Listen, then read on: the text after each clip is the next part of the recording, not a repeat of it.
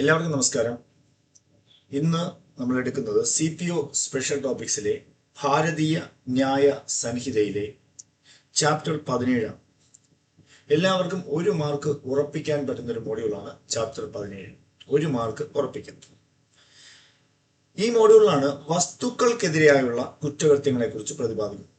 വസ്തുക്കൾക്കെതിരായുള്ള കുറ്റകൃത്യങ്ങൾ. ഇവിടെ 17ാമത്തെ അധ്യായം എന്നോർത്തോടുക. വസ്തുക്കൾക്കെതിരായുള്ള കുറ്റകൃത്യങ്ങളെ പറ്റി പ്രതിപാദിക്കും. ഓക്കെ, അതിൽ ഫസ്റ്റ് നമുക്ക് നോക്കാം മോഷണത്തെ കുറിച്ച്. മോഷണം. അപ്പോ മോഷണം എന്നാൽ 303ാമത്തെ വകുപ്പിലാണ്. അതിനു മുമ്പ് ഒരു കാര്യം ചോദിക്കട്ടെ.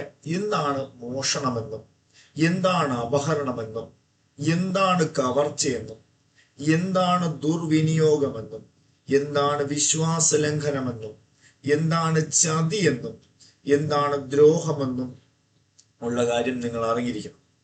ഇതറിഞ്ഞാൽ മാത്രമേ നിങ്ങൾക്ക് ഈ മാർക്ക് ലഭിക്കുകയുള്ളൂ. ഈ ഒരു മാർക്ക്, ഈ മോഡ്യൂളിൽ നിന്ന് ചോദിക്കുന്ന ഒരു മാർക്ക് ലഭിക്കുകയുള്ളൂ. അല്ലാതെ നമ്മൾ സെക്ഷനും ശിക്ഷയും കാണാതെ പഠിച്ചുകൊണ്ട് പോയിട്ട് കാര്യമില്ല. എന്താണ് ഇതിന്റെ കാര്യമെന്നറിയാം. ഞാൻ ആദ്യം ഒന്ന് പറഞ്ഞുതരാം. മോഷണം, ഈ ഒരു ഭാഗം കുറിച്ചെടുത്ത് നന്നായിട്ട് പഠിച്ചാലേ നിങ്ങൾക്ക് മനസ്സിലാവുകയുള്ളൂ. മോഷണം എന്ന് വെച്ചാൽ ഒരു വ്യക്തി അറിയാതെ ഒരു ജംഗമ വസ്തു എന്ന് പറഞ്ഞാൽ എടുത്തുകൊണ്ട് പോകാൻ പറ്റുന്ന മൂവബിൾ പ്രോപ്പർട്ടിയാണ് ജംഗമ വസ്തു. അപ്പോൾ ആ ജംഗമ വസ്തു ഒരു വ്യക്തി അറിയാതെ നീക്കം ചെയ്യുന്നു അല്ലെങ്കിൽ എടുത്തുകൊണ്ട് പോകുന്നു, അതാണ് മോഷണം. അപ്പോൾ ജംഗമ വസ്തു മാത്രമേ മോഷണത്തിന് വിധേയമാവുകയുള്ളൂ എന്ന് ചോദിച്ചാൽ ശരിയാണ്. കാരണം എന്താ? മോഷ്ടിക്കുമ്പോൾ നീക്കം ചെയ്യാൻ പറ്റുന്ന വസ്തു മാത്രമേ എടുക്കാൻ പറ്റൂ. നമുക്കൊരു വീട് എടുത്തുകൊണ്ട് പോകാൻ പറ്റും? ഇല്ല. നമുക്കൊരു വലിയ കെട്ടിടം എടുത്തുകൊണ്ട് പോകാൻ പറ്റില്ല. നമുക്കൊരു വസ്തു എടുത്തുകൊണ്ട് പോകാൻ പറ്റില്ല. നമുക്ക് എടുത്തുകൊണ്ട് പോകാൻ പറ്റുന്ന വസ്തുക്കൾ മാത്രമാണ് ജംഗമ വസ്തുക്കൾ.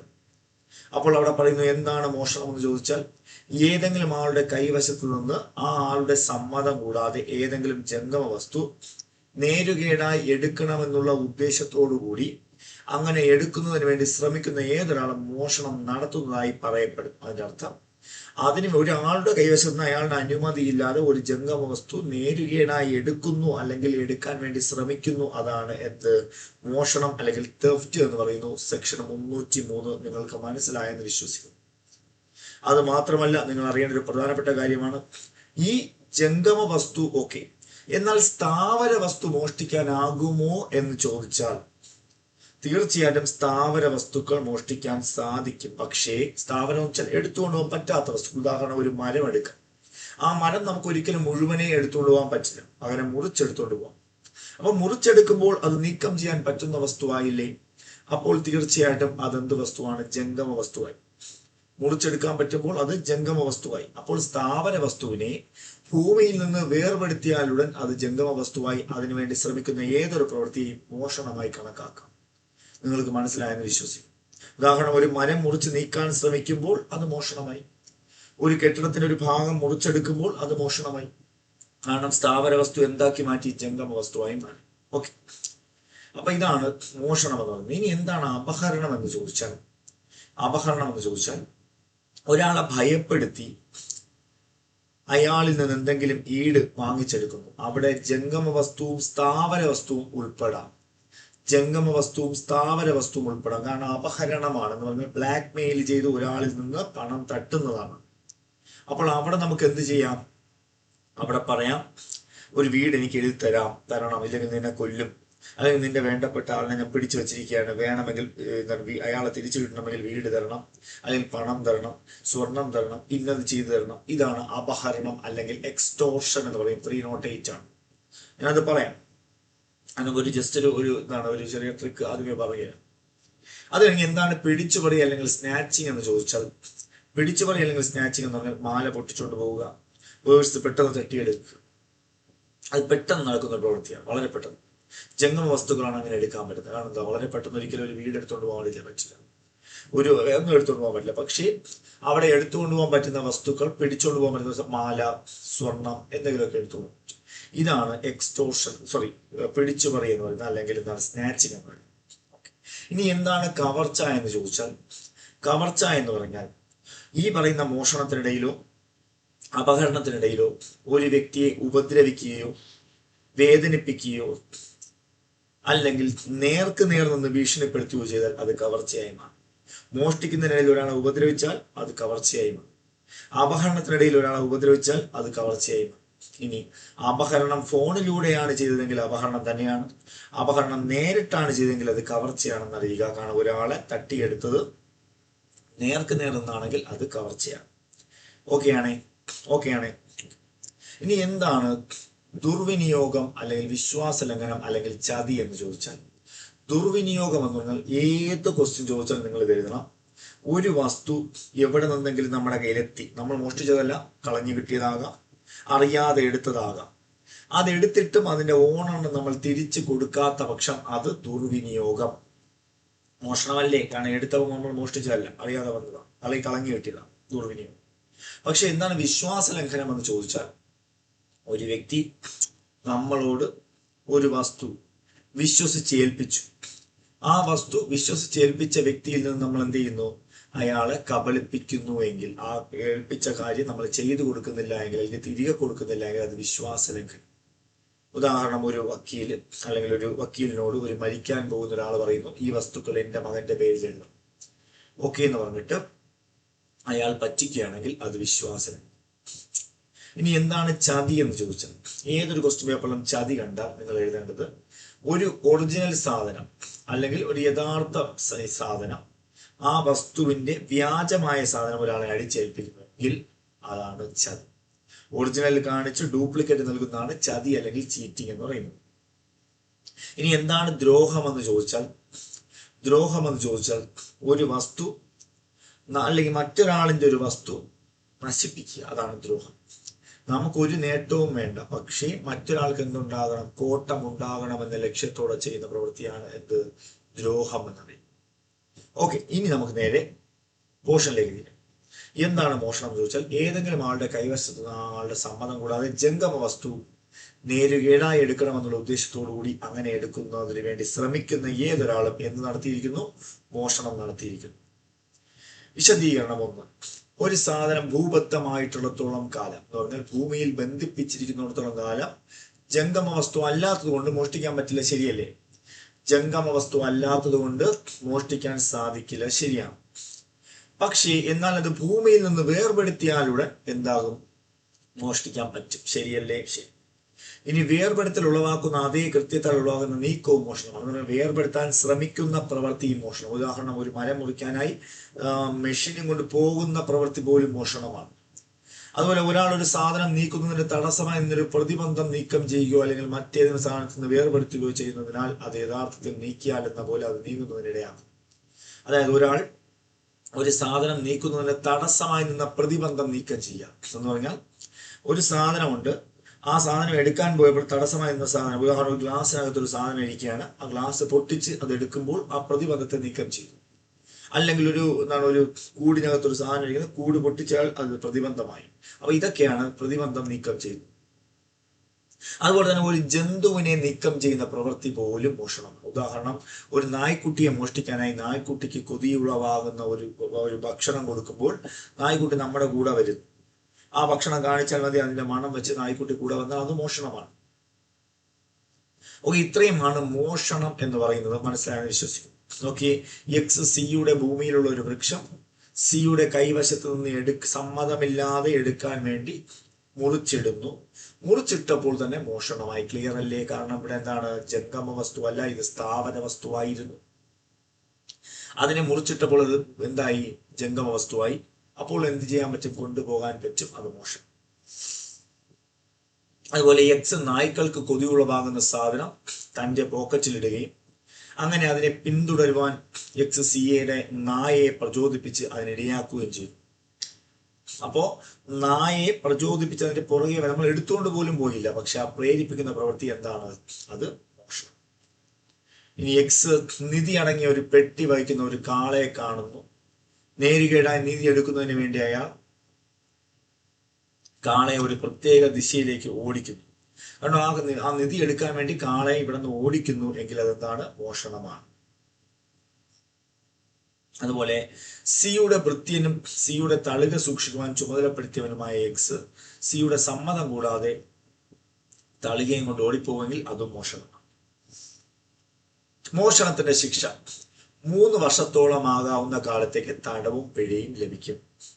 3 വർഷത്തോളമാകാവുന്ന കാലത്തേക്ക് തടവും പിഴയും അല്ലെങ്കിൽ രണ്ടും കൂടെ ലഭിക്കും. എന്നാൽ ഒരാൾ മോഷ്ടിച്ച വസ്തുവിന്റെ മൂല്യം 5000 രൂപയിൽ താഴെയാണെങ്കിൽ, ആദ്യ തവണയാണ് മോഷ്ടിക്കുന്നതെങ്കിലും അവിടെ ശിക്ഷ എന്താണ്? സാമൂഹ്യ സേവനം. അപ്പൊ മോഷ്ടിക്കുന്ന വ്യക്തിക്കുള്ള ശിക്ഷ 3 വർഷത്തോളം ആകാവുന്ന കാലത്തേക്ക് തടവ് ശിക്ഷയോ പിഴ ശിക്ഷയോ രണ്ടും കൂടുതൽ ലഭിക്കും. എന്നാൽ മോഷ്ടിച്ച വസ്തുവിന്റെ മൂല്യം 5000 രൂപയിൽ താഴെയാണെങ്കിൽ, അയാൾ ആദ്യ തവണയാണ് മോഷ്ടിക്കുന്നതെങ്കിൽ അയാൾക്ക് എത്ര കിട്ടും? സാമൂഹ്യ സേവനമാണ് ശിക്ഷയായിട്ട് കിട്ടുന്നത്. 304. അപ്പോൾ മോഷണം നിങ്ങൾക്ക് മനസ്സിലായെന്ന് വിശ്വസിക്കും. നിങ്ങൾ മനസ്സിലാക്കുന്നുണ്ടോ? മറ്റുള്ള വീഡിയോസ് ഒക്കെ കണ്ടിട്ടുണ്ടല്ലോ. അപ്പോൾ മറ്റുള്ള വീഡിയോകളൊക്കെ ഒന്ന് കണ്ടിട്ട് വേണം അടുത്ത ഭാഗം കാണാനായിട്ട്. ഓക്കെ, പിടിച്ചുപറി. 304 എന്താണ് പിടിച്ചുപറി? അതായത് മോഷണം നടത്തുന്നതിന് വേണ്ടി. മോഷണമാകുമ്പോൾ ആരോടും ചോദിക്കാതെ ചെയ്യുന്ന പ്രവൃത്തിയാണ്. പക്ഷെ ഇവിടെ പെട്ടെന്നൊരു കുറ്റവാളി ഒരു ജംഗമ വസ്തു ഒരാളിൽ നിന്ന് പെട്ടെന്നോ ബലപ്രയോഗത്തിലൂടെ തട്ടിയെടുക്കുകയോ കൈവശപ്പെടുത്തുകയോ ചെയ്താൽ അതെന്തായി മാറി? മോഷണം, പിടിച്ചുപറിയൽ. പെട്ടെന്ന് തട്ടിയെടുത്ത് അയാൾ അറിഞ്ഞു നമ്മുടെ കയ്യിലിരിക്കുന്ന സാധനം പെട്ടെന്ന് ഒരാൾ തട്ടിയെടുത്താൽ അത് പിടിച്ചുപറി. അങ്ങനെ ചെയ്താൽ 3 വർഷത്തെ തടവും പിഴയുമാണ് പിടിച്ചുപറി. 3 വർഷത്തെ തടവ്. മോഷണം കിട്ടി, പിടിച്ചുപറി കിട്ടി, സെറ്റല്ലേ? മനസ്സിലായല്ലോ? അടുത്തതിലേക്ക് പോട്ടെ. ഇതാ വരുന്നു ഭയപ്പെടുത്തിയുള്ള അപഹരണം അല്ലെങ്കിൽ എക്സ്റ്റോർഷൻ. ഞാനിത് ആദ്യമേ പറഞ്ഞു തന്നു. ഭയപ്പെടുത്തിയുള്ള അപഹരണം എന്താണെന്ന് വ്യക്തമായിട്ട് പറഞ്ഞു തന്നു.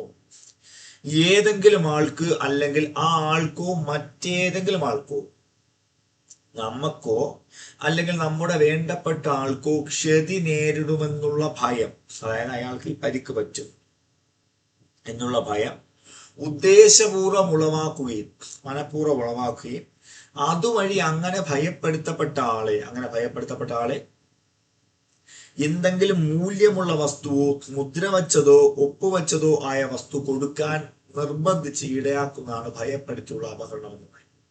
അപ്പോൾ ഭയപ്പെടുത്തിയുള്ള അപഹരണം എന്ന് പറഞ്ഞാൽ ഏതെങ്കിലും ആൾക്ക് അല്ലെങ്കിൽ ആ ആൾക്കോ മറ്റേതെങ്കിലും ആൾക്കോ എന്ത് നേരിടും? ക്ഷതി നേരിടുമെന്നുള്ള ഭയം.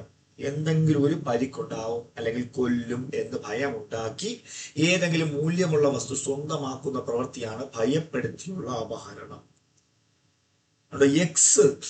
എക്സിന് പണം കൊടുക്കാത്ത പക്ഷം, എക്സാമ്പിളൂടെ പഠിച്ചുകൊള്ളുക, ഉറപ്പായിട്ടും ചോദിക്കും. ഈ പരീക്ഷ നമുക്കുള്ളതാണ്. ഓക്കെ, എക്സിന് പണം കൊടുക്കാത്ത പക്ഷം സിയെ കുറിച്ച് അപകീർത്തികരമായ ഒരു അപമാന ലേഖനം പ്രസിദ്ധപ്പെടുത്തുമെന്ന് എക്സ് ഭീഷണിപ്പെടുത്തും. കണ്ടോ?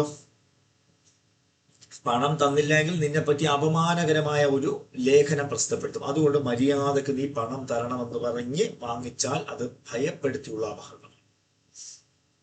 ഇനി കുറെ പണം എക്സിന് കൊടുക്കുവാൻ സിയെ ബാധ്യസ്ഥനാക്കിക്കൊണ്ടുള്ള ഒരു പ്രോമിസറി നോട്ട് സി ഒപ്പിട്ട് കൊടുക്കാത്ത പക്ഷം എക്സ് സിയുടെ കുട്ടിയെ അന്യായമായി തടഞ്ഞു വയ്ക്കുമെന്ന് ഭീഷണിപ്പെടുത്തും. നീ എനിക്ക് അതിൽ ഒപ്പിട്ട് തന്നില്ലെങ്കിൽ നിന്റെ കുട്ടിയെ അന്യായമായി തടഞ്ഞു വയ്ക്കുമെന്ന് പറയുന്നു. ഇവിടെ നടന്ന കുറ്റവും എന്ത് തന്നെയാണ്? ഭയപ്പെടുത്തിയുള്ള അപഹരണം.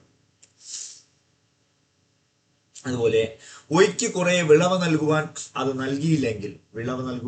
നൽകിയില്ലെങ്കിൽ പിഴ സംഖ്യ കൊടുക്കുവാനുള്ള വ്യവസ്ഥയോടുകൂടി സിയെ ബാധ്യസ്ഥനാക്കിക്കൊണ്ടുള്ള ഒരു ബോണ്ട് സി ഒപ്പിട്ട് കൊടുക്കാത്ത പക്ഷം, അതായത് ഈ വിളവില്ലേ അത് നൽകുവാൻ അല്ലെങ്കിൽ അതിന്റെ പിഴ സംഖ്യയെങ്കിലും കൊടുക്കണം, ആ പൈസ കൊടുക്കാത്ത പക്ഷം ഇയാളുടെ നിലം ഉഴുതു കളയുവാൻ അക്രമികളെ അയക്കും എന്ന് പറഞ്ഞാൽ ഇയാളുടെ കൃഷിപ്പാടം നശിപ്പിക്കുമെന്ന് പറഞ്ഞ് ഭീഷണിപ്പെടും.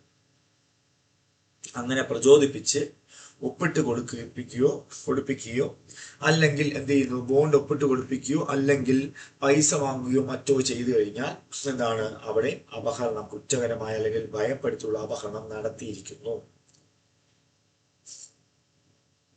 കഠിനമായ ദേഹോപദ്രവത്തെ കുറിച്ചുള്ള ഭയം ഉളവാക്കി എന്ന് പറഞ്ഞാൽ നിനക്ക് ഞാൻ കഠിനമായ ദേഹോപദ്രവം ഉണ്ടാക്കും എന്നുള്ള ഭയം ഉളവാക്കി ഒന്നും എഴുതാത്ത കടലാസിൽ ഒപ്പിടുകയോ തന്റെ മുദ്ര പതിപ്പിക്കുകയോ ചെയ്യുകയും എക്സിന് കൊടുക്കുകയും ചെയ്യുവാൻ. അതായത് കണ്ടോ, വെറും പേപ്പറിൽ, വെള്ള പേപ്പറിൽ ഒപ്പിട്ട് തരാത്ത പക്ഷം നിന്നെ കൈവെട്ടും കാല് വെട്ടും ഭയപ്പെടുത്തി അല്ലെങ്കിൽ കഠിനമായ ദേഹോപദ്രവം ഉണ്ടാവുമെന്ന് ഭയപ്പെടുത്തി ഒപ്പിട്ടാൽ അവിടെയും ഭയപ്പെടുത്തിയുള്ള അപഹരണം. നിങ്ങളുടെ കുട്ടി എന്റെ കൈവശമുണ്ട്, നിങ്ങൾ എനിക്ക് 1,00,000 രൂപ തന്നില്ലെങ്കിൽ കുട്ടിയെ കൊലപ്പെടുത്തുമെന്നൊരു സന്ദേശം ഇലക്ട്രോണിക് ഉപകരണം വഴി ഫോണിലൂടെ പറഞ്ഞാൽ നമ്മൾ പൈസ കൊടുത്താൽ ഇത് ഭയപ്പെടുത്തിയുള്ള അപഹരണമാണ്. ഇത്രയൊക്കെയാണ് ഇത്രയുമാണ് ഭയപ്പെടുത്തിയുള്ള അപഹരണം എന്ന ടോപ്പിക്കിൽ നമുക്ക് വരുന്നത്. ഇനി അങ്ങനെ ചെയ്യുന്ന ഏതൊരു വ്യക്തിക്കും 7 വർഷത്തോളം ആകാവുന്ന കാലത്തേക്ക് രണ്ടിലേതെങ്കിലും തരത്തിൽപ്പെട്ട തടവ് ശിക്ഷയോ പിഴ ശിക്ഷയോ അല്ലെങ്കിൽ രണ്ടും കൂടെയോ കിട്ടും. അപ്പോൾ ഭയപ്പെടുത്തിയുള്ള അപഹരണം നടത്തുന്ന ഏതൊരു വ്യക്തിയും 7 വർഷത്തോളം ആകാവുന്ന കാലത്തേക്ക് രണ്ടിലേതെങ്കിലും തരത്തിൽപ്പെട്ട തടവും പിഴയും നൽകി ശിക്ഷിക്കപ്പെടും. ഇനി 308(3) കുറച്ച് സബ്സെക്ഷൻസ് ആണ്. ഇത് അത്ര ഇമ്പോർട്ടന്റ് അല്ല എങ്കിലും സിലബസിൽ ഉള്ളത് കൊണ്ട് പഠിക്കുന്നു എന്നേ ഉള്ളൂ. ഭയപ്പെടുത്തിയുള്ള അപഹരണം നടത്തുന്നതിന് വേണ്ടി, നിങ്ങൾ വായിക്കുമ്പോൾ ഡൗട്ട് വരുമെങ്കിൽ ഇങ്ങോട്ട് വരിക. ഭയപ്പെടുത്തിയുള്ള അപഹരണം നടത്തുന്നതിന് വേണ്ടി ഏതെങ്കിലും ആൾക്ക് ഏതെങ്കിലും ക്ഷതി നേരിടുമെന്ന ഭയം ഉളവാക്കുകയോ ഉളവാക്കുവാൻ ശ്രമിക്കുകയോ ചെയ്യുന്ന ഏതൊരാൾ എന്ന് പറഞ്ഞാൽ ക്ഷതി നേരിടുമെന്നുള്ള ഭയമാണ് ഉണ്ടാക്കുന്നത്. മനസ്സിലായോ?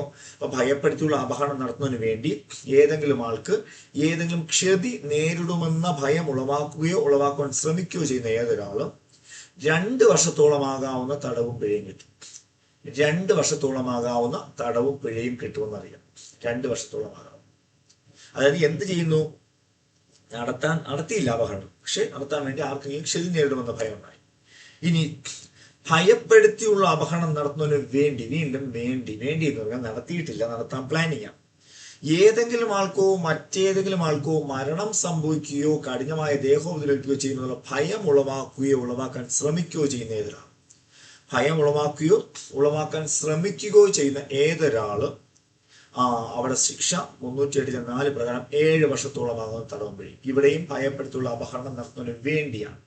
പക്ഷെ 308(5) നോക്കി, ഏതെങ്കിലും ആൾക്ക് അല്ലെങ്കിൽ ആൾക്കോ മറ്റേതെങ്കിലും ആൾക്കോ മരണം സംഭവിക്കുകയോ കഠിനമായ ദേഹോദ്രവിക്കുകയോ ചെയ്യുമെന്ന ഭയം ഉളവാക്കി ഭയപ്പെടുത്തിയുള്ള അപഹരണം നടത്തുന്ന ഏതൊരാൾ. അപ്പോൾ 4 എന്ന് പറഞ്ഞാൽ നടത്താൻ വേണ്ടി നടത്തിയില്ല, അതുകൊണ്ട് 7 വർഷം. പക്ഷെ 5 എന്ന് പറഞ്ഞാൽ നടത്തി, അതുകൊണ്ട് അവിടെ ശിക്ഷ എന്ന് പറഞ്ഞാൽ എത്ര വർഷം? 10 വർഷത്തോളമാകാവുന്ന തടവും പിഴയും. അപ്പോൾ ഈ 2 സെക്ഷനും തമ്മിലുള്ള വ്യത്യാസം മനസ്സിലായി. ഇനി 6, ഭയപ്പെടുത്തിയുള്ള അപഹരണം നടത്തുന്നതിന് വേണ്ടി വീണ്ടും വേണ്ടി ഏതെങ്കിലും ആൾക്ക് ആ ആളോ മറ്റേതെങ്കിലും ആളോ മരണശിക്ഷയോ ജീവന തടവോ 10 വർഷത്തോളമാകാവുന്ന കാലത്ത് തടവോ നൽകി ശിക്ഷിക്കപ്പെടാവുന്ന ഒരു കുറ്റം ചെയ്യുകയോ, അതായത് മറ്റൊരാളിനോട് പറയുകയാണ്, നീ ഒരു കുറ്റം ചെയ്തിട്ടുണ്ട്, അതുകൊണ്ട് നിനക്ക് ജീവപര്യന്തം കിട്ടാം, നിനക്ക് 10 വർഷം കിട്ടാം, നിനക്ക് ഇന്നത് കിട്ടാം എന്ന് പറഞ്ഞ് അയാളെ ഭയപ്പെടുത്തുന്ന ഏതൊരു വ്യക്തിക്കും എത്ര വർഷം? 10 വർഷത്തോളമാകാവുന്ന കാലത്തേക്ക് തടവും പിഴയും. 10 വർഷം. ഭയപ്പെടുത്തിയുള്ള അപകടം നടത്തുന്നതിന് വേണ്ടി ഏതെങ്കിലും ആളോ മറ്റേതെങ്കിലും മരണശിക്ഷ നിനക്ക് കിട്ടുമെന്നുള്ള കുറ്റം നീ ചെയ്തു, ഞാനിത് പുറത്തു പറഞ്ഞാൽ നിനക്ക് ഈ ശിക്ഷ കിട്ടുമെന്ന് പറഞ്ഞാൽ അയാളെ ഭയപ്പെടുത്തിയാൽ അവിടെ ശിക്ഷ ഇതാണ്. ഏതാണ്? 10 വർഷത്തോളമാകാവുന്ന കാലത്തേക്ക് തടവും പിഴയും. ഇനി അതുപോലെ 308(6) പോലെയാണ് 7 ആണ്. ഏതെങ്കിലും ആൾക്ക് ആ ആൾക്കോ അല്ലെങ്കിൽ മറ്റേതെങ്കിലും ആളോ മരണശിക്ഷയോ ജീവനെന്നോ 10 വർഷത്തോളം തടവോ ലഭിക്കുമെന്ന് പറഞ്ഞ് അപഹരണം നടത്തുന്ന ഏതൊരാൾ. അപ്പൊ നമ്മൾ 4 പഠിച്ചു നടത്താൻ വേണ്ടി, 5 പഠിച്ചു നടത്തി, 6 പഠിച്ചു നടത്താൻ വേണ്ടി, 7 പഠിച്ചു നടത്തി. 6, 7 എന്ന് പറഞ്ഞാൽ ശിക്ഷ കിട്ടുമെന്ന് പറഞ്ഞ് ബ്ലാക്ക് മെയിൽ ചെയ്യുന്നു. 4, 5 എന്ന് പറഞ്ഞാൽ ചെയ്യുമെന്ന് പറഞ്ഞ് ബ്ലാക്ക് മെയിൽ ചെയ്യും. ഇതാണ് ശിക്ഷ. ഇനി കവർച്ച. 309 കവർച്ച. കവർച്ച എന്ന് പറഞ്ഞാൽ ഞാൻ നേരത്തെ പറഞ്ഞ എല്ലാ കവർച്ചയിലും മോഷണമോ അല്ലെങ്കിൽ ഭയപ്പെടുത്തിയുള്ള അപഹരണമോ ഉണ്ടായിരിക്കുന്നു. എല്ലാ കവർച്ചയിലും മോഷണമോ അല്ലെങ്കിൽ അപഹരണമോ ഉണ്ടാകും. കാരണം ഈ മോഷണവും അപഹരണവുമാണ് എന്തായി മാറുന്നത്? കവർച്ചയായി മാറും. മോഷണം നടത്തുന്നതിലോ മോഷണത്താൽ ലഭിച്ച വസ്തു കൊണ്ടുപോവുകയോ കൊണ്ടുപോകാൻ ശ്രമിക്കുന്നതിനിടെയോ കുറ്റക്കാരൻ ഉദ്ദേശത്തിന് വേണ്ടി ഏതെങ്കിലും ആൾക്ക് മരണം സംഭവിപ്പിക്കുകയോ ദേഹോപദ്രവിപ്പിക്കുകയോ അന്യായമായ തടസ്സമുണ്ടാക്കുകയോ ചെയ്യുവാൻ ശ്രമിക്കുകയോ ചെയ്യുന്ന ഏതൊരു പ്രവൃത്തിയുമാണ് എന്ന് പറയുന്നത് കവർച്ച എന്ന് പറയുന്നത്. അപ്പോൾ കവർച്ച എന്ന് പറഞ്ഞാൽ മോഷണം നടത്തുന്നതിലോ മോഷണത്താൽ ലഭിച്ച വസ്തു കൊണ്ടുപോവുകയോ ചെയ്യുമ്പോൾ മറ്റൊരാൾക്ക് ഉപദ്രവം ഉണ്ടാക്കുകയോ ദേഹോപദ്രവേൽപ്പിക്കുകയോ കൊല്ലാൻ ശ്രമിക്കുകയോ ചെയ്താൽ മോഷണം കവർച്ചയായി മാറി. കണ്ടോ? മോഷണത്തിൽ ദേഹോപദ്രവേൽപ്പിച്ചാൽ അത് കവർച്ചയായി മാറി. ഇനി 309(3) ഭയപ്പെടുത്തിയുള്ള അപഹരണം നടത്തുന്ന സമയത്ത് കുറ്റക്കാരൻ ഭയപ്പെടുത്തപ്പെട്ട ആളുടെ സാന്നിധ്യത്തിലായിരിക്കുകയും, കണ്ടോ, അപ്പോൾ ഭയപ്പെടുത്തിയുള്ള അപഹരണം എന്ന് പറഞ്ഞാൽ നമ്മൾ പറഞ്ഞു പേടിപ്പിച്ച് വസ്തു വാങ്ങുന്നതാണ് ഭയപ്പെടുത്തിയ അപഹരണം അല്ലേ. പക്ഷെ ഇവിടെ ഈ അപഹരണം നടത്തുന്ന സമയത്ത് കുറ്റക്കാരൻ ഈ ആളുടെ സാന്നിധ്യത്തിലായിരിക്കണം എന്ന് പറഞ്ഞാൽ അയാളുടെ അടുത്ത് നിന്നാണ് കുട്ടി. ഇപ്പൊ നേരത്തെ പറഞ്ഞില്ലേ, നിങ്ങളുടെ കുട്ടി എന്റെ കൈവശമുണ്ട്, തന്നില്ല എങ്കിൽ കൊല്ലുമെന്നൊക്കെ. അതിനെ നേർക്ക് നിന്നാണ് ചെയ്തതെങ്കിൽ കണ്ടോ, ഉടനടി മരണം സംഭവിക്കുകയോ ഉടനടി ദേഹോപദ്രവിപ്പിക്കുകയോ ഉടനടി അന്യായമായ തടസ്സം ഉണ്ടാക്കുകയോ ചെയ്യും. നേരിട്ട് ചെയ്താൽ അതെന്താണ്? ഭയപ്പെടുത്തിയുള്ള അപഹരണം, കവർച്ചയായി മാറും. അപ്പൊ ഭയപ്പെടുത്തിയുള്ള അപഹരണം നടത്തണമെങ്കിൽ ആരെങ്കിലും കൊല്ലുകയോ കൊല്ലാൻ ശ്രമിക്കുകയോ ദേഹോപദ്രവിപ്പിക്കുകയോ അതുപോലെ നേർക്ക് നിന്ന് ചെയ്യുകയോ ചെയ്താൽ, അപ്പൊ കുട്ടിയെ നേർക്കാണ് തട്ടിയെടുത്തെങ്കിൽ അത് കവർച്ചയാണ്. ആണോ, എക്സ് സിയെ അമർത്തി പിടിക്കുകയും ആണ്, ഇങ്ങനെ പിടിച്ചിട്ട് സിയുടെ സമ്മതം കൂടാതെ സിയുടെ വസ്തുന്ന പണവും ആഭരണവും എടുക്കുകയും ചെയ്യുന്നെങ്കിൽ ഇത് മോഷണമാണ്. പക്ഷേ ഈ മോഷണം എന്തായി മാറി? കവർച്ചയായി മാറി. കാരണം അയാൾ ഉറങ്ങിക്കിടന്നപ്പോഴാണ് എടുത്തിരുന്നുവെങ്കിൽ മോഷണമായിരുന്നേനെ. പക്ഷെ ഉറങ്ങിക്കിടക്കാതെ ഓർമ്മയോട് നിൽക്കുമ്പോൾ ബലപ്രയോഗത്തോടെ എടുത്തുകൊണ്ട് അത് കവർച്ചയായി മാറി. എക്സ് സിയെ ഹൈ റോഡിൽ വെച്ച് കാണുകയും, ഹൈ റോഡ് എന്ന് വെച്ചാൽ ഹൈവേ റോഡിൽ വെച്ച് കാണുകയും കൈത്തോക്ക് കാണിച്ച് സിയുടെ പേഴ്സ് ആവശ്യപ്പെടുകയും ചെയ്യുന്നു. സി തൽഫലമായി തന്റെ പേഴ്സ് വിട്ടുകൊടുക്കുന്നു. ഇവിടെ സിക്ക് ഉടനടി ദേഹോപദ്രവം ഏൽക്കുമെന്നുള്ള ഭയം ഉളവാക്കി സിയുടെ പക്കൽ നിന്ന് പേഴ്സ് വാങ്ങിയത് കൊണ്ട് എന്തായി മാറി? അപ്പോൾ ഇവിടെ അപഹരണം, ഇത് കവർച്ചയായി മാറി. അത് നേരിട്ട് പിടിച്ചെടുത്തില്ലേ, അത് കവർച്ചയായി മാറി. എക്സ് സിയെയും സിയുടെ കുട്ടിയെയും ഹൈവേ റോഡിൽ വെച്ച് കാണുന്നു. സിയെയും കാണുന്നു, സിയുടെ കുട്ടിയെയും കാണുന്നു. കുട്ടിയെ പെട്ടെന്ന് എടുക്കുകയും പേഴ്സ് കൊടുക്കാത്ത പക്ഷം കുട്ടിയെ പെട്ടെന്ന് തന്നെ കൊല്ലുമെന്ന് പറയുന്നു. സിയുടെ കുട്ടിയെ പെട്ടെന്ന് തന്നെ അയാൾ കൊടുക്കുന്നത് കൊണ്ട് എന്തായി? അത് കവർച്ചയായി മാറി എന്ന് പറയും. ഭയപ്പെടുത്തിയുള്ള അപഹരണം എന്തായി മാറി? കവർച്ചയായി മാറി.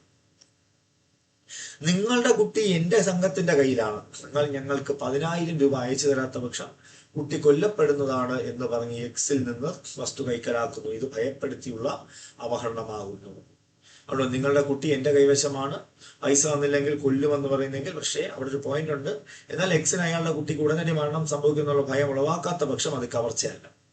കുട്ടിക്ക് ഉടനെ മരണം സംഭവിക്കുമെന്ന് പറയുമ്പോൾ അത് നേർന്ന് ചെയ്യുന്ന കാര്യമാണല്ലോ. പക്ഷെ അത് നേർക്കല്ലാതെ മറ്റെവിടെയെങ്കിലും വെച്ച് ചെയ്താൽ അത് അപഹരണമാണ്. പക്ഷെ നേർക്ക് ചെയ്താൽ മാത്രം അത് കവർച്ചയാണ്. കാരണം നമ്മൾ നേർക്ക് കാണുമ്പോൾ നമുക്ക് ഭയം കൂടും, അപ്പോൾ അത് കവർച്ചയാണ്. കവർച്ച നടത്തുന്ന ഏതൊരാൾക്കും ശിക്ഷ എന്ന് പറഞ്ഞാൽ, കവർച്ച നടത്തുന്ന ഏതൊരാൾക്കുമുള്ള ശിക്ഷ എത്ര വർഷമാണ്? 10 വർഷത്തോളമാകാവുന്ന കാലത്തേക്ക് കഠിന തടവ് നൽകി ശിക്ഷിക്കപ്പെടുന്നതും പിഴ ശിക്ഷയ്ക്കും കൂടി അർഹനാകും. അപ്പോൾ 10 വർഷത്തെ കഠിന തടവും പിഴയും ലഭിക്കുമെന്നറിയുക. ഇനി സൂര്യാസ്തമയത്തിന് ശേഷം അല്ലെങ്കിൽ സൂര്യോദയത്തിന് മുൻപ് രാത്രിയാണ് ഹൈവേയിൽ വെച്ച് നടത്തുന്ന കവർച്ചയ്ക്ക് 14 വർഷം ലഭിക്കും. ഹൈവേയിൽ രാത്രി വാഹനത്തിലൊക്കെ പോകുന്നവർക്കാണ് ഉപദ്രവം ഉണ്ടാക്കുന്നതെങ്കിൽ 14 വർഷം കിട്ടും. അപ്പൊ കവർച്ച നടത്തുന്ന ഏതൊരാൾക്കും 10 വർഷത്തോളമാകാവുന്ന കാലത്തേക്ക് കഠിന തടവും പിഴയും കിട്ടും. ഇനി ഹൈവേ റോഡിൽ വെച്ച് രാത്രിയാണ് ചെയ്യുന്നതെങ്കിൽ അത് 14 വർഷമാണ്. ഇനി 309 കവർച്ച നടത്തുവാൻ ശ്രമിക്കുന്ന ഏതൊരാളും. അപ്പൊ 309 കവർച്ച നടത്തി. ഇനി 5 പറയുന്നു കവർച്ച നടത്തുവാൻ ശ്രമിക്കുന്ന ഏതൊരാളും 7 വർഷത്തോളമാകാവുന്ന കാലത്തേക്ക് കഠിന തടവ് നൽകി ശിക്ഷ. 7 വർഷത്തോളമാകാവുന്ന കാലത്തേക്ക് കഠിന തടവ് കിട്ടും. അതിലെ 309 ശ്രമിക്കുന്ന ആൾക്കാണ്. ഇനി കവർച്ച നടത്തുകയോ നടത്താൻ ശ്രമിക്കുകയോ ചെയ്യുന്നതിൽ ഏതെങ്കിലും ആൾ സ്വേച്ഛയാ ദേഹോപദ്രവം ഏൽപ്പിക്കുകയാണെങ്കിൽ അങ്ങനെയുള്ള ആളും അങ്ങനെ കവർച്ച നടത്തുകയോ നടത്താൻ ശ്രമിക്കുന്ന എല്ലാവരും മനഃപൂർവ്വം ഏതെങ്കിലും ആൾക്ക് ദേഹോപദ്രവം ഉണ്ടാക്കാൻ ശ്രമിക്കെങ്കിൽ ജീവപര്യന്ത തടവോ അല്ലെങ്കിൽ 10 വർഷത്തോളമാകാവുന്ന കാലത്തേക്ക് കഠിന തടവോ നൽകി ശിക്ഷിക്കപ്പെടും. അപ്പോൾ കവർച്ച നടത്തുകയോ നടത്താൻ ശ്രമിക്കുകയോ ചെയ്യുന്നതിൽ ഏതെങ്കിലും ആൾ സ്വേച്ഛയാ ദേഹോപദ്രവം ഏൽപ്പിക്കുകയാണെങ്കിൽ അങ്ങനെയുള്ള ആളും അങ്ങനെ കവർച്ച നടത്തുകയോ നടത്താൻ ശ്രമിക്കുകയോ ചെയ്യുന്നതിൽ കൂട്ടുചേരുന്ന മറ്റേതെങ്കിലും ആളും ജീവപര്യന്ത തടവോ 10 വർഷത്തോളമാകാവുന്ന കാലത്തേക്ക് കഠിന തടവോ നൽകി ശിക്ഷിക്കപ്പെടും. ഇനി വിധിന്യായം. മോഷണം കവർച്ചയാകുന്നത് എപ്പോഴാണ്? മോഷണം ചെയ്യുന്നതിന് വേണ്ടിയോ അല്ലെങ്കിൽ മോഷണം ചെയ്യുന്നതിലോ, മോഷണം ചെയ്യാൻ വേണ്ടിയോ അല്ലെങ്കിൽ മോഷണം ചെയ്യുന്നതിലോ അല്ലെങ്കിൽ മോഷണം കൊണ്ട് നേടിയെടുത്ത സ്വത്ത് എടുത്തുകൊണ്ട് പോകാൻ ശ്രമിക്കുമ്പോഴോ. അപ്പൊ എ മുതൽ സി വരെയുള്ള കാര്യങ്ങൾ, എ ബി സി. അപ്പൊ കുറ്റവാളി എ മുതൽ സി വരെയുള്ള കാര്യങ്ങളിൽ എന്തെങ്കിലും ചെയ്തിട്ടുണ്ടെങ്കിൽ എ ബി സി ചെയ്തിട്ടുണ്ടെങ്കിൽ മോഷണം കവർച്ചയാകും. ഈ പ്രവൃത്തിയിൽ ചെയ്യുന്നതിനിടയിൽ ഏതെങ്കിലും ആൾക്ക് മരണമോ, എ മുതൽ സി വരെ എന്തൊക്കെയാ? മോഷണം ചെയ്യുമ്പോഴോ, മോഷണം ചെയ്യുന്നതിനിടെയോ, ഏതെങ്കിലും വസ്തു കൊണ്ടുപോകുന്നതിനിടയിലോ മറ്റൊരു വ്യക്തിക്ക് ഏൽപ്പിച്ചാൽ, കഠിന ദേഹോപദ്രവം ഏൽപ്പിച്ചു കഴിഞ്ഞാൽ, അല്ലെങ്കിൽ മരണം സംഭവിക്കുക എന്ത് ചെയ്യിപ്പിച്ചാലോ മോഷണം എന്തായി മാറുന്നു? കവർച്ചയായി മാറുന്നു. ഇവിടെ എഴുതിക്കുന്ന മുഴുവൻ പോയിന്റ് ഇതാണ്. എ മുതൽ സി വരെയുള്ള ഏതെങ്കിലും പ്രവൃത്തി ചെയ്യുന്നതിനിടയിൽ, മോഷ്ടിക്കുമ്പോൾ എന്തെങ്കിലും ചെയ്യുമ്പോൾ മറ്റൊരു വ്യക്തിക്ക് ദേഹോപദ്രവമോ മരണമോ ഭയമോ അല്ലെ ഇത് ഉണ്ടാക്കുമെന്നുള്ള ഭയം ഉണ്ടാക്കുകയാണെങ്കിൽ എന്താണ്? മോഷണം കവർച്ചയായി. ഇനി 310 കൂട്ടായ്മ കവർച്ച അല്ലെങ്കിൽ ഡെക്കോയിറ്റ്. കൂട്ടായ്മ കവർച്ച അല്ലെങ്കിൽ ഡെക്കോയിറ്റ്. എന്താണ് കൂട്ടായ്മ കവർച്ച എന്ന് പറഞ്ഞാൽ? 5 അതിലധികമോ ആളുകൾ കൂട്ടായി ഒരു കവർച്ച നടത്തുകയോ നടത്താൻ ശ്രമിക്കുകയോ ചെയ്യുമ്പോൾ അപ്രകാരം നടത്താൻ ശ്രമിക്കുന്നതിനെയോ സഹായിക്കുന്ന 5 അതിലധികമോ പേർ. അപ്പോ 5 അതിലധികമോ ആളുകൾ ചേർന്ന് നടത്തുന്ന കവർച്ചയാണ് കൂട്ടായ്മ കവർച്ച. 5 അതിലധികമോ ആളുകൾ കൂട്ടായി ചേർന്ന് നടത്തുന്ന കവർച്ചയാണ് കൂട്ടായ്മ കവർച്ച എന്നറിയുക. അപ്രകാരം നടത്തുന്നതിനോ നടത്താൻ ശ്രമിക്കുകയോ സഹായിക്കുകയോ ചെയ്യുന്ന ഏതൊരു വ്യക്തിയും കൂട്ടായ്മ കവർച്ച നടത്തിയതായി പറയപ്പെടും. ഓക്കെ, അവിടെ കൂട്ടായ്മ കവർച്ച നടത്തുന്ന ഏതൊരാളും ജീവപര്യന്ത തടവോ 10 വർഷത്തോളമാകാവുന്ന കാലത്തേക്ക് കഠിന തടവോ നൽകി ശിക്ഷിക്കപ്പെടും. അപ്പൊ കൂട്ടായ്മ കവർച്ച നടത്തുന്ന ഏതൊരാളും ജീവപര്യന്തമോ അല്ലെങ്കിൽ 10 വർഷത്തോളമാകാവുന്ന കാലത്തേക്ക് കഠിന തടവോ നൽകി ശിക്ഷിക്കപ്പെടുന്നതും പിഴ ശിക്ഷയ്ക്കും അർഹരാണ്.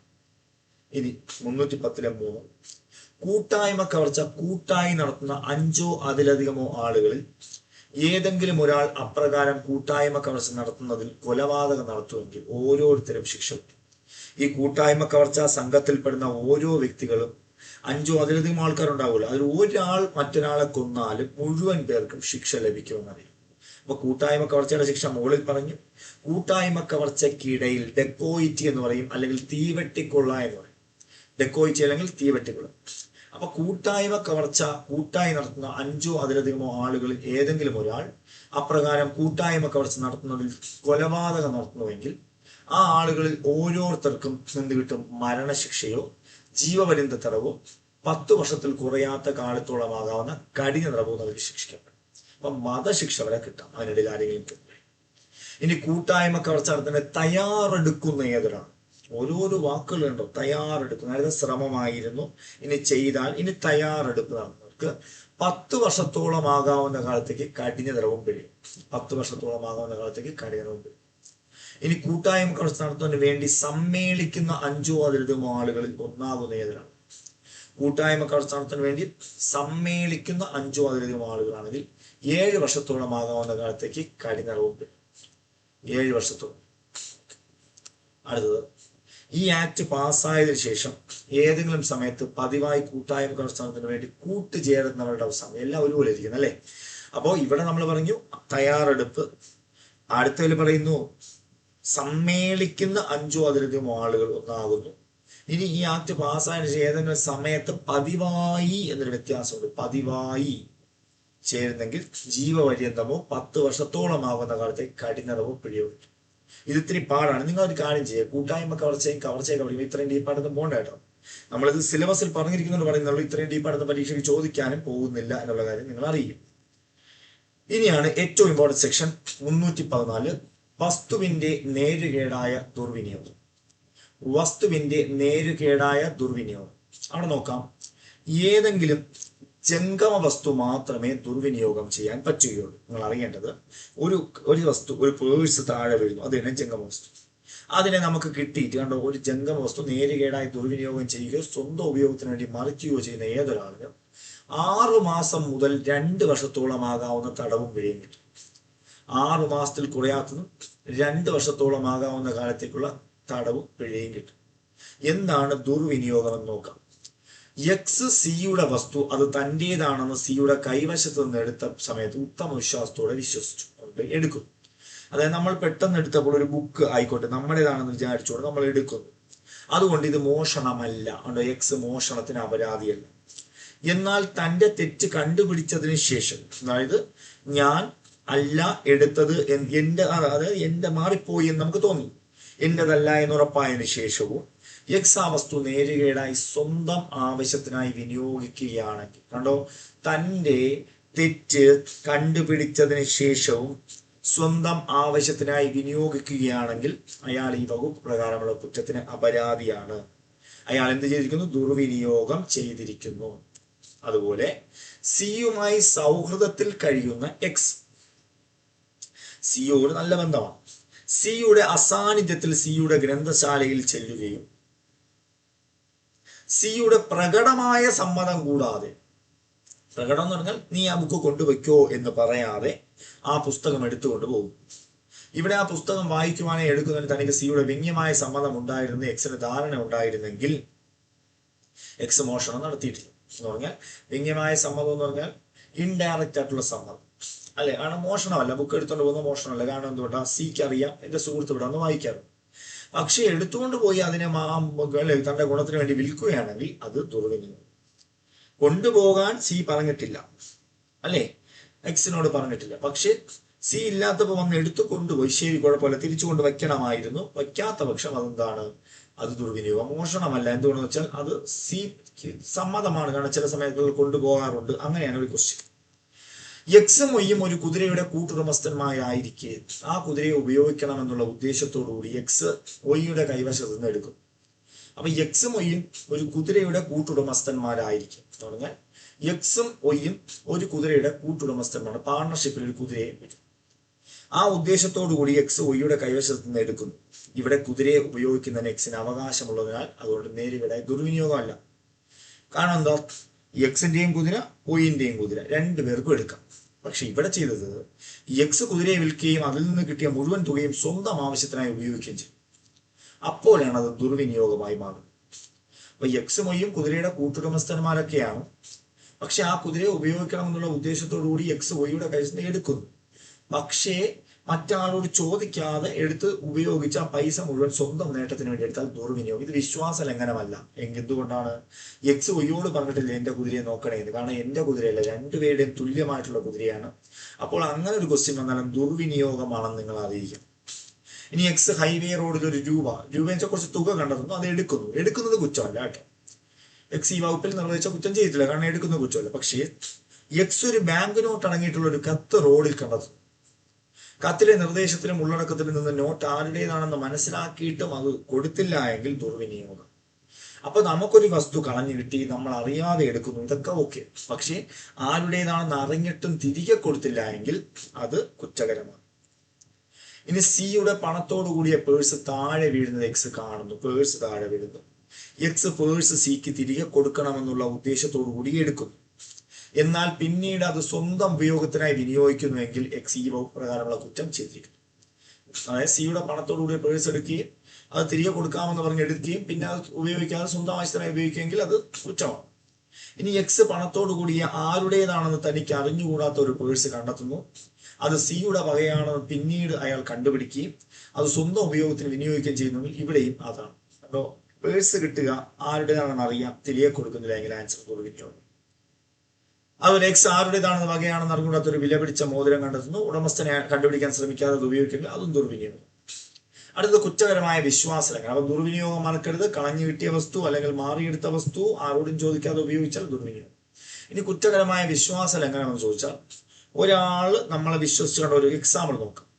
പരേതനായ ഒരാളുടെ മരണശാസനത്തിന്റെ എക്സിക്യൂട്ടറായ ഒരു വ്യക്തി നമ്മൾ മരിച്ചുപോയി, അയാളുടെ മരണശാസനം എന്ന് പറഞ്ഞാൽ തന്നെ മരിച്ചുപോയതിനു ശേഷമുള്ള ആ കാര്യങ്ങളിൽ ശാസ്ത്രപ്രകാരം സ്വത്ത് ഭാഗിക്കുന്നതിനുള്ള നിർദ്ദേശം ലഭിക്കുന്ന നിയമം നേരുകേടായി ലംഘിക്കുകയും അത് സ്വന്തം ഉപയോഗത്തിന് വേണ്ടി വിനിയോഗിക്കുകയും ചെയ്യുന്നുവെങ്കിൽ ഇത് കുറ്റകരമായ വിശ്വാസം. മരിച്ചുപോയ ആള് പറയുകയാണ് എന്റെ വസ്തുക്കളെല്ലാം നീ നോക്കി നടത്തണമെന്നല്ല, എന്റെ രീതി ചെയ്യണം, നിയമം നടപ്പിലാക്കുന്ന രീതി ചെയ്യണം. പക്ഷെ ഈ വ്യക്തി ചെയ്തതെന്ന് വെച്ചാൽ ആ വസ്തു എടുത്തിട്ട് അയാളുടെ ആവശ്യത്തിലേക്ക് ഉപയോഗിച്ചു. അപ്പൊ അത് വിശ്വസിച്ചേൽപ്പിച്ചൊരു വസ്തു അല്ലേ ചെയ്തത്, അത് വിശ്വാസലംഘനം. വിശ്വസിച്ചേൽപ്പിച്ചുകൊണ്ടാണ് വിശ്വാസലംഘനമായത്, അല്ലാതെ എടുത്തെങ്കിൽ ദുർവിനിയോഗം. എക്സ് ഒരു പണ്ടകശാല സൂക്ഷിപ്പുകാരനാണ് എന്ന് പറഞ്ഞാൽ സാധനങ്ങൾ സൂക്ഷിക്കുന്ന ഒരു സാധനം, ബോണ്ട് പോലെ കണ്ടോ. അപ്പൊ തുക കൊടുക്കുമ്പോൾ അത് തിരികെ കൊടുക്കും.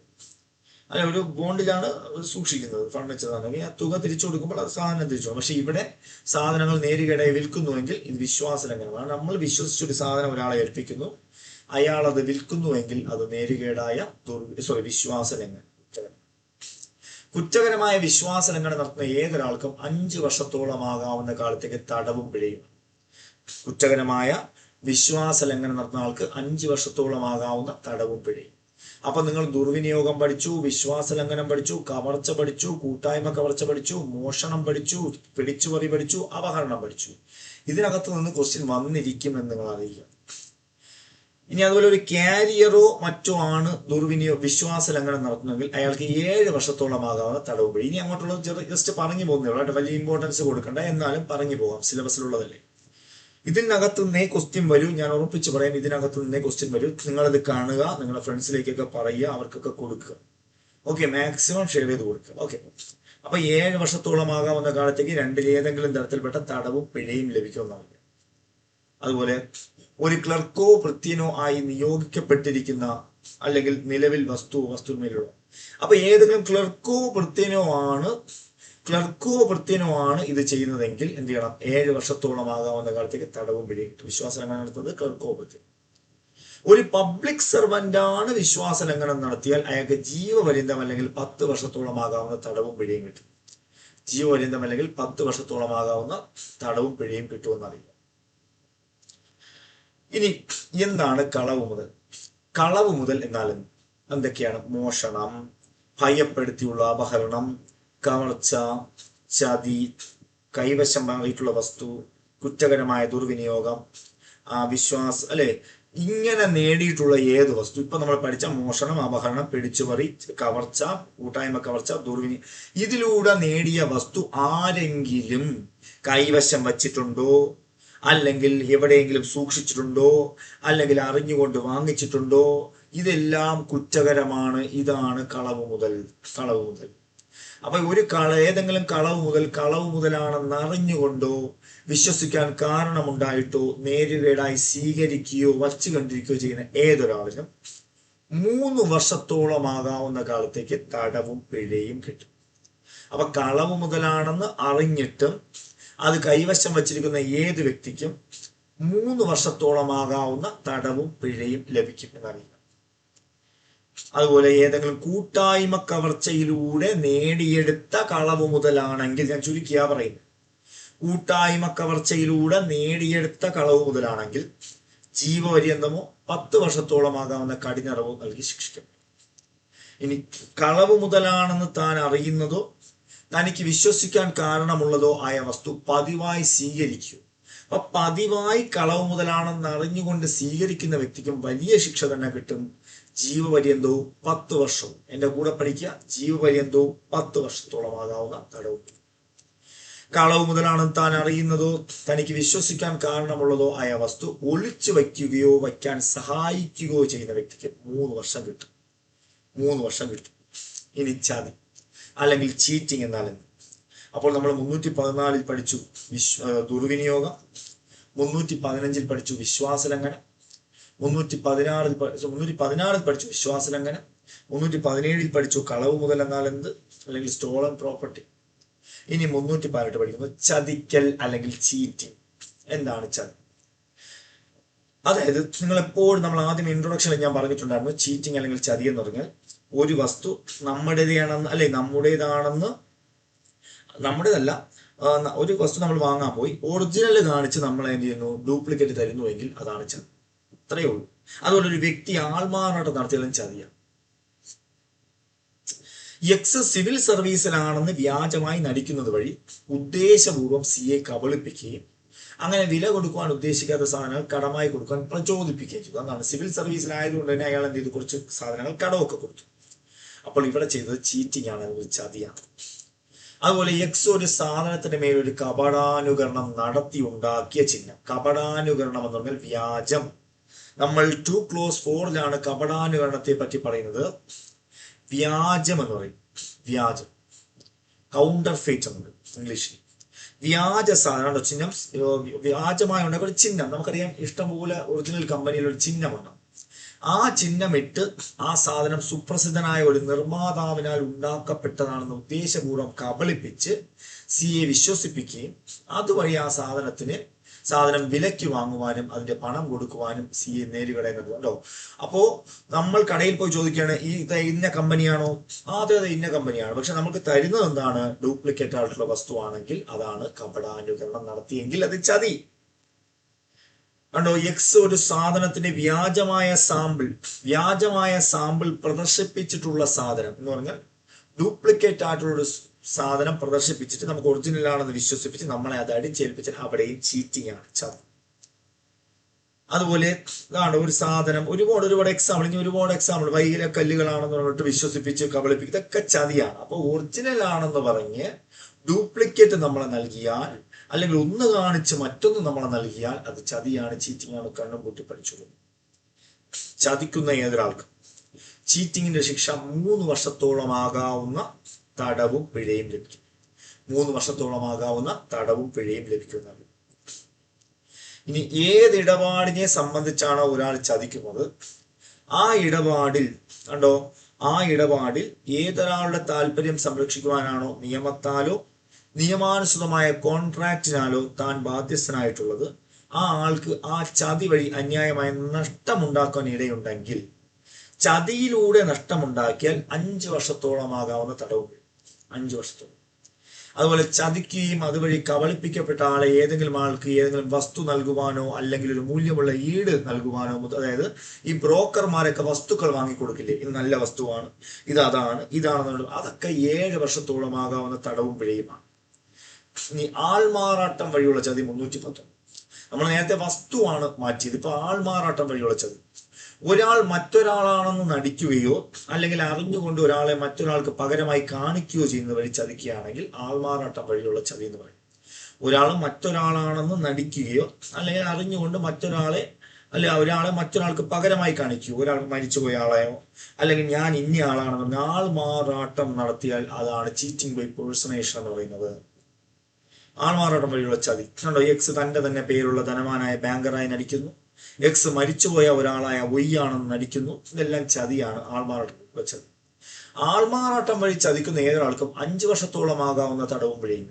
5 വർഷത്തോളമാകാവുന്ന തടവും പിഴയും. ഇനി ദ്രോഹം 324, ദ്രോഹം അല്ലെങ്കിൽ മിസ്ചീഫ്. അപ്പൊ ഈ ദ്രോഹം എന്ന് പറഞ്ഞാൽ നിങ്ങൾ ഈ സെന്റൻസ് ഒന്നും വായിച്ച് ഭയപ്പെടണ്ട. സിമ്പിൾ ആയിട്ട് നമുക്ക് പറയാം. ദ്രോഹം എന്ന് പറഞ്ഞാൽ പൊതുജനങ്ങൾക്കോ അല്ലെങ്കിൽ ഏതെങ്കിലും ആൾക്കോ അന്യായമായ നഷ്ടമുണ്ടാക്കുന്നു. അതായത് എങ്ങനെ, അയാൾ നമുക്കൊരു നേട്ടവും വേണ്ട, പക്ഷെ അവന്റെ വസ്തുക്കളെ നശിപ്പിക്കണം, അതിന്റെ പ്രയോജനം ഇല്ലാതാക്കണം, ആ വസ്തുവിന് നാശമുണ്ടാക്കണം തുടങ്ങിയവയെല്ലാം ചെയ്ത് അത് ദ്രോഹമാണെന്നറിയുക. അയാൾ ഏതെങ്കിലും ആൾക്ക് ഏതെങ്കിലും വസ്തുവിന് അത് അയാളുടെ വകയായാലും അല്ലെങ്കിലും ക്ഷതി ഉളവാക്കുന്ന വഴി അന്യായമായ നഷ്ടമോ നാശനഷ്ടമോ ഉണ്ടാക്കുമെന്ന് ചെയ്താൽ മതി, ദ്രോഹമാണ്. അവിടെ എക്സ് സിക്ക് അന്യായമായ നഷ്ടം ഉണ്ടാക്കണമെന്നുള്ള ഉദ്ദേശത്തോടു കൂടി സിയുടെ വകയായ ഒരു മൂല്യമുള്ള ഈട് കത്തിക്കുന്നു. അപ്പൊ സിക്കൊന്നും വേണ്ട, അല്ലെ, സിയുടെ വകയായ ഒരു മൂല്യം എക്സിന് ഒന്നും വേണ്ട, പക്ഷെ എക്സ് സിയുടെ വക നശിപ്പിക്കുന്നു, കത്തിക്കുന്നുവെങ്കിൽ അത് എന്താണ്? അവിടെ പറയുന്നു ദ്രോഹം. ഇനി എക്സ് സിക്ക് അന്യായമായ നഷ്ടം ഉണ്ടാക്കണമെന്ന് ഉദ്ദേശിച്ചുകൊണ്ട് സിയുടെ വകയായ ഒരു ഐസ് ഹൗസിൽ വെള്ളം കടത്തിവിടുകയും ഐസ് ഉരുകുവാൻ ഇടയാക്കുകയും ചെയ്യുന്നത് അവിടെയും ദ്രോഹം. അപ്പോ സി ഒരു വസ്തു കത്തിക്കുന്നു, അല്ലെങ്കിൽ ഐസ് ഉരുക്കാൻ പ്രേരിപ്പിക്കുന്നു തുടങ്ങിയവയൊക്കെ ഇതാണ്. അല്ലെ, ഐസ് ഉരുക്കി ആ ഫാക്ടറിക്ക് നഷ്ടം ഉണ്ടാക്കണമെങ്കിൽ അതെല്ലാം. എക്സ് സിയുടെ വകയായ ഒരു മോതിരമെടുത്ത് നദിയിലിറങ്ങിയാൽ ദ്രോഹമാണ്. എക്സ് ഒരാൾക്ക് കിട്ടാനുള്ള കടം മറ്റൊരാൾ കൊടുക്കാൻ പോകുമ്പോൾ അതിന് തടസ്സം നിന്നാൽ അത് ദ്രോഹമാണ്. ഓക്കെ, ഇപ്പൊ ഒരു കപ്പലിന്റെ കപ്പൽ ഇൻഷുർ ചെയ്തിട്ട് അണ്ടർ റൈറ്റർമാർക്ക് നഷ്ടം ഉണ്ടാക്കുന്ന രീതിയിൽ അതിനെ ഉപയോഗശൂന്യമാക്കിയാൽ അത് ദ്രോഹമാണ്. ഉദാഹരണം, കപ്പലിന് വരെ ഒരു വണ്ടി എടുക്കാം, ഒരു വണ്ടി ഇൻഷുറൻസ് ചെയ്തിട്ട് ആ വണ്ടിയെ നശിപ്പിച്ചാൽ അതിന്റെ ഇൻഷുറൻസ് തുക അവരല്ലേ കൊടുക്കേണ്ടേ? ഇൻഷുറൻസ് കമ്പനിയിലും അപ്പൊ ഇൻഷുറൻസ് കമ്പനിക്ക് നഷ്ടമുണ്ടാക്കിയില്ലേ, അത് ദ്രോഹമാണ്. ആർക്ക് എങ്ങനെ നഷ്ടമുണ്ടാക്കിയാലും അത് ദ്രോഹമാണ്. നമുക്ക് നേട്ടമില്ലാതെ മറ്റൊരു വ്യക്തിക്ക് നഷ്ടമുണ്ടാക്കിയാൽ അത് ദ്രോഹമാണ്. ദ്രോഹം ചെയ്യുന്ന ഏതൊരാൾക്കും 6 മാസത്തോളമാകാവുന്ന കാലത്തേക്ക് തടവും പിഴയും. ദ്രോഹത്തിന്റെ ശിക്ഷ 6 മാസത്തോളമാകാവുന്ന കാലത്തേക്ക് തടവും പിഴയും ലഭിക്കും. ഇനി ദ്രോഹം ചെയ്യുന്നത് വഴി ഗവൺമെന്റിന്റെ തദ്ദേശ അധികാരികളുടെയോ വസ്തുക്കൾ ഉൾപ്പെടെ ഏതെങ്കിലും വസ്തുവകൾ ദ്രോഹം ചെയ്യുകയും അതുവഴി നാശനഷ്ടം വരുത്തുകയും ചെയ്താൽ 1 വർഷത്തോളമാകാവുന്ന തടവും പിഴയും. അപ്പൊ ദ്രോഹം ചെയ്യുന്നത് വഴി ഏതെങ്കിലും ഗവൺമെന്റിന് നാശനഷ്ടം ഉണ്ടാക്കിയാൽ 1 വർഷത്തോളമാകാവുന്ന തടവും പിഴയും. ഇനി ദ്രോഹം ചെയ്യുകയും അതുവഴി 20,000 രൂപയ്ക്ക് മുകളിലോ 1,00,000 രൂപയ്ക്ക് അകത്തോ ഉള്ള നഷ്ടമുണ്ടാക്കിയാൽ 2 വർഷത്തോളമാകാവുന്ന തടവും പിഴയും. ഇത് ജസ്റ്റ് വായിച്ചു പോയാൽ മതി, വലിയ ടെൻഷനൊന്നും അടിക്കാം. ഇനി ദ്രോഹം ചെയ്യുകയും അതുവഴി 1,00,000 രൂപയ്ക്കോ അതിൽ കൂടുതലോ ഉള്ള നഷ്ടം വരുത്തിയാൽ 5 വർഷത്തോളമാകാവുന്ന തടവും പിഴയും. ഇത് ഞാൻ വെറുതെ വായിച്ചു പോകുന്ന, ഇതൊന്നും പരീക്ഷയ്ക്ക് ചോദിക്കാൻ പോകുന്നില്ല. നിങ്ങൾ ദ്രോഹം എന്താണെന്നതിന്റെ എക്സാമ്പിൾ മാത്രമാണ് പഠിച്ചാൽ മതി, ശിക്ഷകൾ വെറുതെ പഠിച്ചാൽ. ഇനി ഏതെങ്കിലും ആൾക്ക് മരണം ഉണ്ടാക്കുകയോ അല്ലോ അതുവഴി ഉണ്ടാക്കുന്ന ദ്രോഹം, അപ്പൊ വീട് കത്തിക്കുക തുടങ്ങിയവയൊക്കെ ചെയ്താൽ 5 വർഷത്തോളമാകാവുന്ന കാലത്തേക്ക് തടവും. ഇനി 325 ഇനിയും ദ്രോഹമാണ്. ഇനി അങ്ങോട്ട് ജസ്റ്റ് ഇമ്പോർട്ടൻസ് കുറഞ്ഞ സെക്ഷനുകളാണ്. ഏതെങ്കിലും ജന്തുവിനെ കൊല്ലുകയോ അംഗഭംഗപ്പെടുത്തുകയോ ചെയ്യുന്നത് വഴിയുള്ള ദ്രോഹം. ഏതെങ്കിലും ജന്തുവിനെ കൊല്ലുകയോ അതിനെ അംഗഭംഗപ്പെടുത്തുകയോ ചെയ്യുന്നത് വഴിയുള്ള ദ്രോഹം ചെയ്യുന്ന ഏതൊരു വ്യക്തിക്കും 5 വർഷത്തോളമാകാവുന്ന കാലത്തേക്ക് തടവും പിഴയും കിട്ടും, ജന്തുവിനെ കൊല്ലുകയോ അംഗഭംഗപ്പെടുത്തുകയോ ചെയ്താൽ.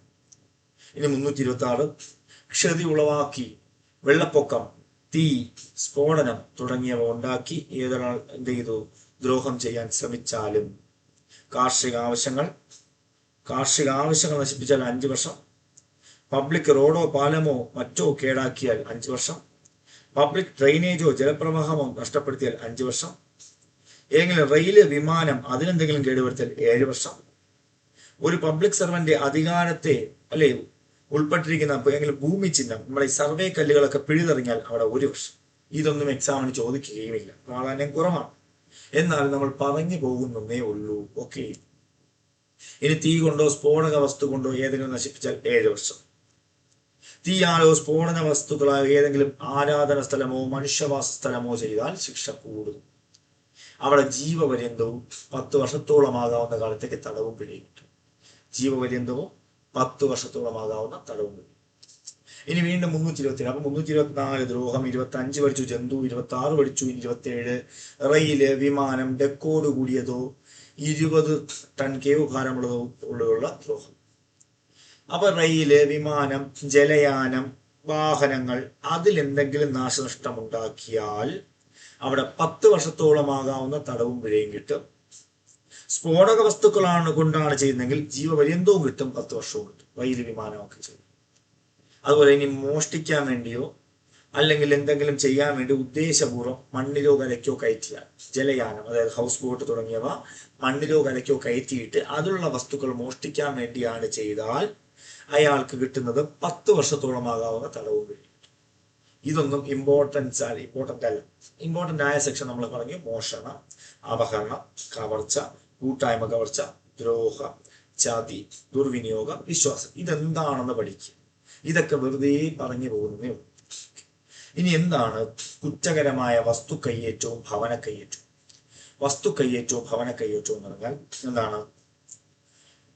മറ്റൊരാളുടെ കൈവശത്തിലുള്ള വസ്തുവിൽ കുറ്റം ചെയ്യണമെന്നോ അല്ലെങ്കിൽ അങ്ങനെയുള്ള വസ്തു കൈവശം വച്ചിരിക്കുന്ന ഏതെങ്കിലും ആളെ ഭയപ്പെടുത്തിയോ അപമാനിക്കുകയോ ചെയ്യാൻ വേണ്ടി ഉദ്ദേശപൂർവ്വം അയാളുടെ വസ്തുവിൽ കടന്നാൽ, മറ്റൊരാളുടെ വസ്തുവിലേക്ക് ഉദ്ദേശപൂർവ്വം, മോശമായ ഉദ്ദേശപൂർവ്വം കടന്നാൽ കുറ്റകരമായ വസ്തു കയ്യേറ്റമായി പറയുന്നു. അതുപോലെ മനുഷ്യവാസ സ്ഥലമായി കരുതുന്ന ഏതെങ്കിലും കെട്ടിടം, കൂടാരം, ജലയാനം അവിടെ കയറിക്കഴിഞ്ഞാൽ ഈ വസ്തു കയ്യേറ്റം ഭവന കയ്യേറ്റമായി മാറും. വസ്തുവിലേക്ക് അതിക്രമിച്ച് കയറിയാൽ വസ്തു കയ്യേറ്റം, ഭവനത്തിലേക്ക് അതിക്രമിച്ച് കയറിയാൽ ഭവന കയ്യേറ്റമായി മാറും.